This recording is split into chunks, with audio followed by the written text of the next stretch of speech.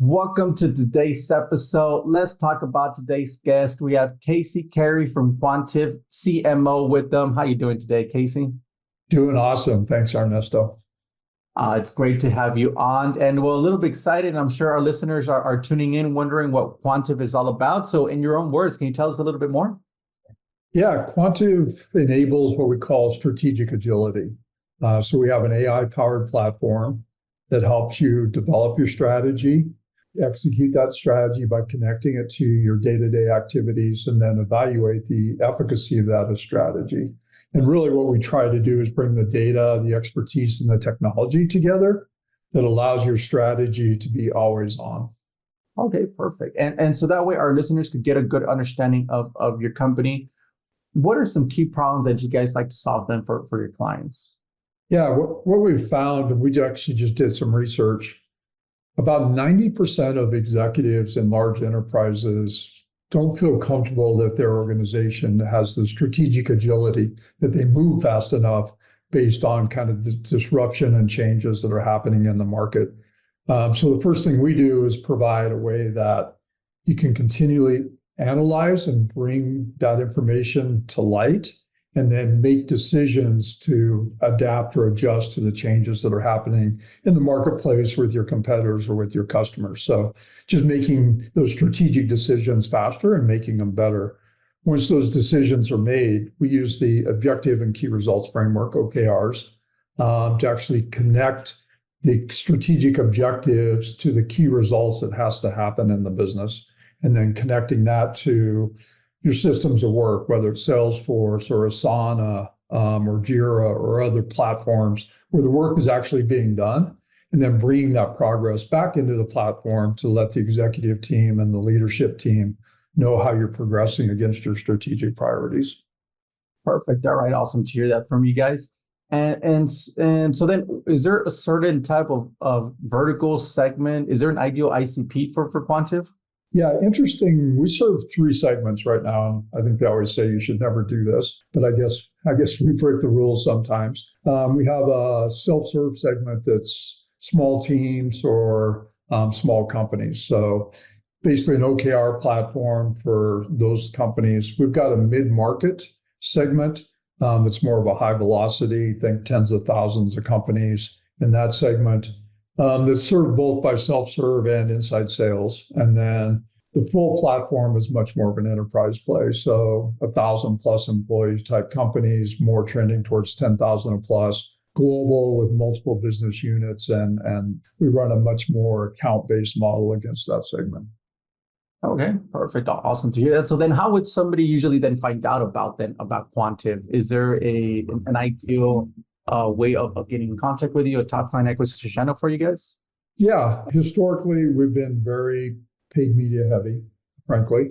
This year was the first time that our organic inbound exceeded our paid media inbound, paid media demand, which was awesome. So been working really heavily on SEO, content strategy, call it kind of the dark funnel, own social, podcast, building a community, kind of building all that stuff outside of the paid media. Historically, obviously, paid search and paid social are big drivers of demand, but now that organic's coming in. And it's interesting, for the self-serve and kind of the mid-market stuff, those motions are pretty straightforward, like they're pretty typical. And then obviously, when you move much more into the enterprise space, we're targeting senior executives in large companies, which is probably one of the hardest personas to target, right? So we're really starting to get creative in how we can actually engage them, whether it's through like a high touch event that's more experiential than it is kind of an event, right? Where it's a unique experience. Think about something that you would experience at South by Southwest in Austin or something like that, where it's small, high touch, and it's much more focused on experience and building the brand and the awareness of the problem than it would be, putting ads in front of CEOs, which we all know is not going to work. Yep, I would agree on that. And so that way our listeners who are tuned in can go ahead and visit you. You could always check them out at quantive.com. What role does the website then play for client acquisition, Casey? Yeah, I think it's pretty typical. And given kind of the three segments that we go after, we're always struggling with particularly the homepage, right? Like who do we talk to on the homepage? So we've continued to build out almost sections of the website that are very audience specific. We've got some enterprise content, we've got some small team content, we have OKR content, we have strategy content. So we continue to really think about it from an audience perspective and think like if I land on the homepage and I'm this person, what questions do I have? What information am I looking for? And what is that experience going to look like? And trying to design at least a happy path for each one of those audiences.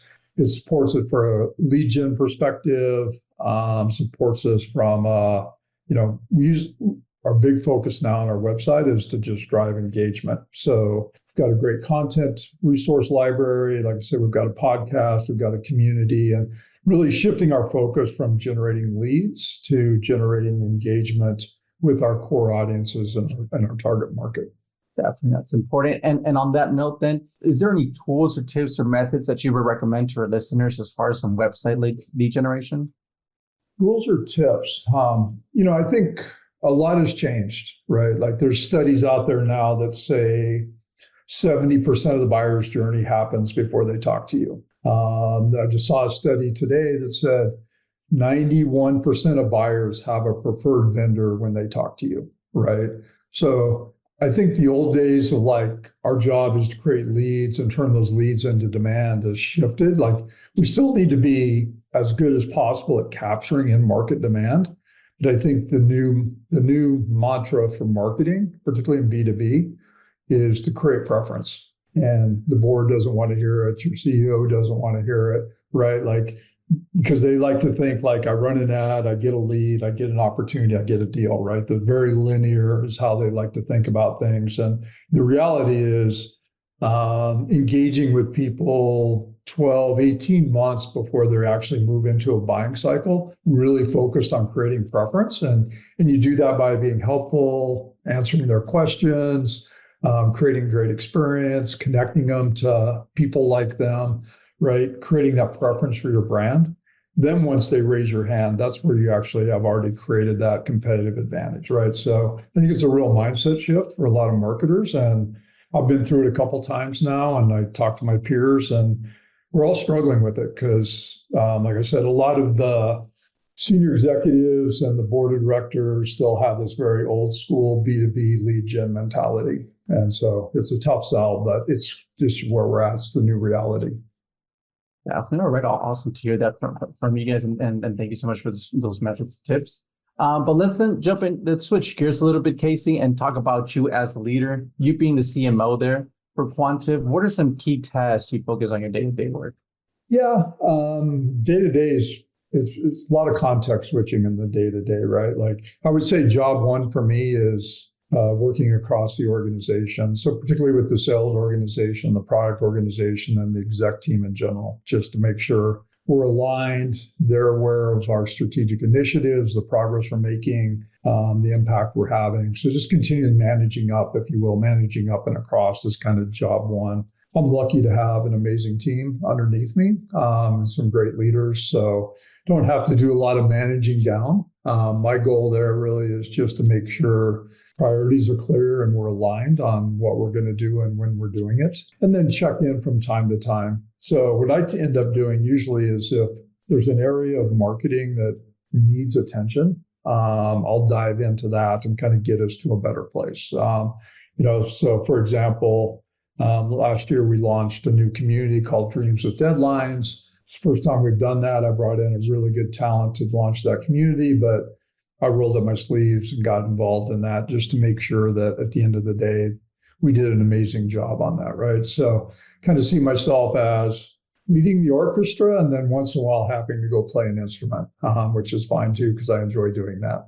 I love the way you mentioned that, right? It's you love listening to it and you go and play a little bit just to make sure everything is still in sync, right? So love that there. And I mean you were talking about you read some articles and stay up to date. So is there any newsletters? Is there what's your go-to to stay up to date in the marketing world for today, Casey? Yeah, it's interesting. I belong to a CMO community of about 2,000 B2B CMOs called Coffee Talk. Really super smart people there, and they're all very giving. So they share kind of their lessons, their best practices, things like that. So that's been a great source for me. And I know if I have a question, I can go to them and get feedback and get answers. So that's having a community like that is unbelievably valuable. Kind of more generally, I think a lot of content I consume is on LinkedIn. There's a handful of people who, if they publish something on LinkedIn, I'll at least give it a look because they have a kind of a track record of having great thoughts and great ideas. Like Chris Walker, Refined Labs is probably on that list. There's a couple guys at Fletch who are doing some great stuff around product marketing and product messaging and positioning, kind of really making all that stuff make sense. So they're doing a good job. So yeah, LinkedIn provides some great sources. I read Medium quite a bit, and then more for just business and leadership stuff. Harvard Business Review kind of hits the list, occasionally Forbes. So probably some of the traditional channels that my peers are reading as well. Nothing particular, but yeah, there's just so much great information out there. It's really the challenge today is to curate and get to the stuff that's actually good. Okay, awesome to hear that. Stay updated. And well, then let's jump into our next section here, Casey, which is our rapid fire question rounds. Are you ready for them? Yeah, let's do it. All right, awesome. First off, what is the last book that you read? Yeah, I read Amp It Up by Frank Slootman. He's the ex-CEO of ServiceNow and Snowflake. Great book. Like a lot of his philosophical and values match to mine, like things like he kind of has 5 things: increasing standards, aligning people, sharpening your focus, increasing pace, and transforming your strategy. And so I think as leaders, we should be thinking about and pushing on all 5 of those all the time. Okay, awesome. Thank you so much for sharing that. Next is what is one single thing that Quantive is focused on at the moment the most? Yeah, us and everybody else, it's AI all the time. We're doing a ton of work right now. We were one of the first to bring AI to objectives and key results, and now we're really working on how do you use AI to synthesize data and then improve strategic decision making. And there's a lot of great opportunities. If you think about strategy development, it's very much a human-centric process. It's a bunch of smart people doing smart things, and it's an area where we believe AI has a great application. Definitely. Okay, awesome. Great to hear that. Next is if there would be no boundaries in technology, what would be that one thing that you want to have fixed for your role as a marketer today? Oh, that one's easy. So we do a lot of account-based targeting, account-based selections. We use intent data. So I can tell you absolutely which accounts you should go after. Where we really struggle is who within those accounts should we go after? There's a lot of issues with data quality and data privacy and correct personas and complex organizational structures. Like it is a hard problem. And it falls kind of between marketing and sales right now. And I don't think any of us do a great job at it. So if somebody solves that problem, they will make a ton of money. All right, awesome. Hopefully someone's listening to that, right? And create something sooner than later. All right. Next is if there was one repetitive task that you could automate, what would that be? Repetitive task. That's a great question. There's one thing I hate doing, and that is manually reporting or updating dashboards. And sometimes the automation's there and it doesn't work right, or you just don't get around to actually doing the automation. But every week I find myself spending, I don't know, half hour to an hour going through all the numbers and updating them and making sure they're all right. And would love not to spend any time doing that. All right, awesome. Definitely would agree with you on that. Updating just on a daily, on a weekly basis of updating a dashboard, it can be painful. So definitely would agree with you on that. And well, lastly, Casey, I mean, you have a lot of experience already. There's no way to doubt that. But what would be, say, if you're coming out of Regis University, what is one piece of advice that you would give yourself if you were to restart your journey as a marketer today? Yeah, that's an easy one too. Early on in my career, I worked in a lot of VC-funded startups, high growth, scale up companies, and the focus was on just getting shit done, like performance, get it done, run hard, all the time. And that's what success was about. And later in my career, what I learned was actually you should focus on your people. And if you focus on your people, then the shit will get done, right? So if I had it to do over again, I would take that lesson early on in my career and just say, like, at the end of the day, as a leader, you're in the people business, and you go to it with that mindset. And you're never going to be the perfect or best leader, but you can always be a better leader. And if you go with that mindset and really apply that, then all those other things will take care of themselves. And it's a much more enjoyable and much more rewarding approach. Definitely would agree with that, right? I think paying attention to that does give you a lot better results with it within your team, and it looks forward. And like you mentioned, you're always going to keep on growing as a leader. So, hey, thank you so much for sharing that with us, Casey. And well, we're coming to the end of the show here, Casey, but I do want to give you the last word. If someone forgets everything about the interview today, what should be that one thing they should remember about Quantive?